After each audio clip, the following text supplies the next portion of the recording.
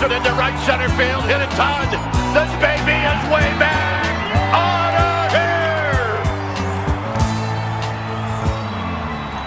here. What's going on, everybody? Welcome back to the Humm Baby Baseball channel.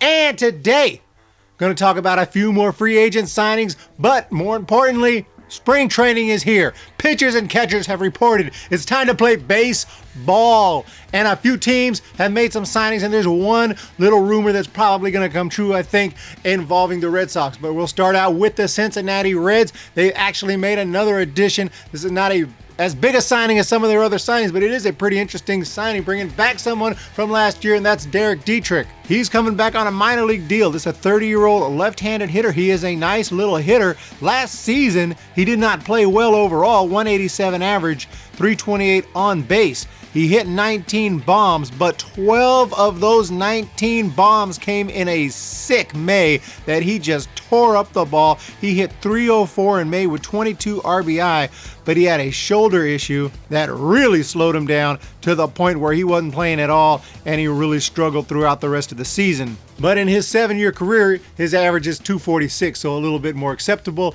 He never had a ton of power, but he's getting more powerful every year, and last year he showed he might be ready to bust out. So this is someone to bring to spring training. If he can provide another month like May last year, even something like that, I mean, he could be a big asset for this Reds team that's already pretty well stacked. They've made huge improvements over the offseason. I'll definitely be talking about them in my next video. When I talk about the top 10 off seasons, the Reds will surely be on that list. They also, by the way, were able to keep Sal Romano, who they DFA'd. He makes it through waivers. They'll be sending him to AAA. He's a guy who's never really done much at the big league level. He does strike out guys. He has pretty good strikeout rate in the minor leagues, but his ERA is pretty inflated. It's always has been, so I don't know if he's going to be a big part of their plans, but he will be in the system. He's a guy who can start and come out of the bullpen, so he's a little bit versatile in that way, and he'll start the year in AAA more than likely.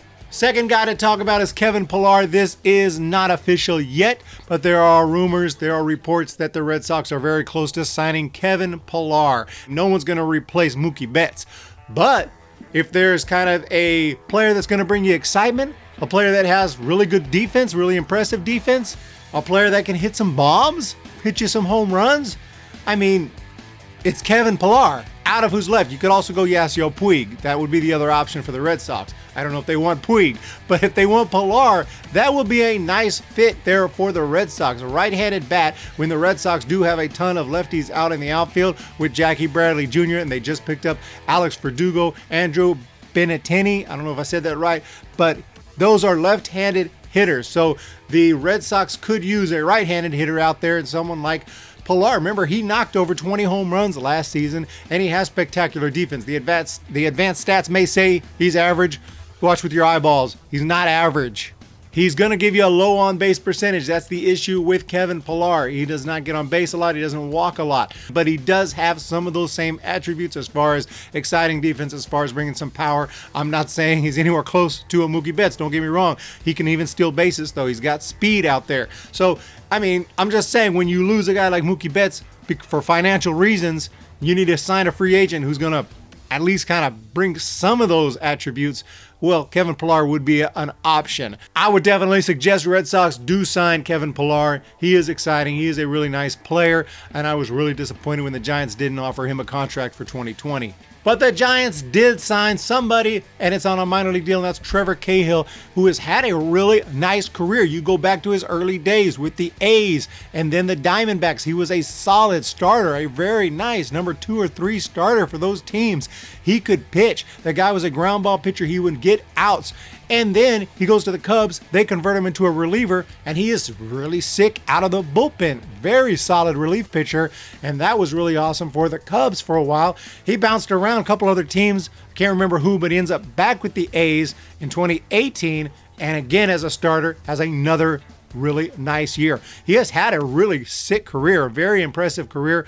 I mean, not saying Hall of Fame or anything like that, but a very nice career. And then the Angels give him a solid contract last year, about $8 or $9 million.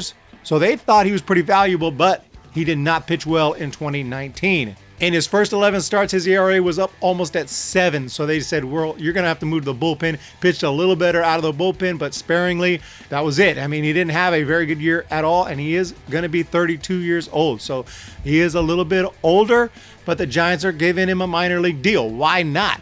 I mean, imagine if Trevor Cahill, as a starter even, ends up in that rotation as a solid. I mean, this could work out. I do like this signing. They didn't give him a big $10 million contract. It's a minor league contract for a guy who's had a solid career. He may be coming out of the bullpen. That's a very likely scenario where he's a bullpen pitcher for the Giants.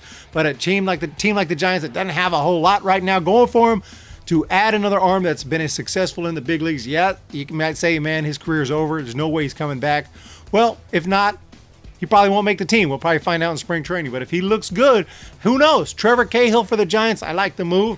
I'm excited about the move. I know he's not the same Trevor Cahill. I'm sure he's not the same Trevor Cahill that we saw, throughout his 20s. But you can hope he's got 1 year left in the tank somewhere and that it comes out in 2020 and helps the Giants out a little bit. So that's the 3 signings I wanted to talk about in this video. Look out later today. I'm going to talk a little more about AJ Hinch. He had some more comments on his little evasion of the question, which is what I feel it was, where he danced around a question in that interview. I got to talk about that regarding buzzers. Yeah, we're going to talk little buzzers.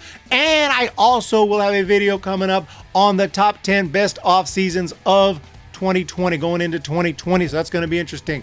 So anyway, thanks guys so much for joining me. Check out the videos coming up real soon right here on Humm Baby Baseball channel. I appreciate all your support. Spring training is here. They're working out. They're getting ready for games. Can't wait. Thanks so much for joining me, everybody. Y'all have a fantastic day, and I'll talk to you next time. See ya! When the Giants come to town, it's bye bye baby. Every time the chips are down, it's bye bye baby. History's in the making at Oracle Park.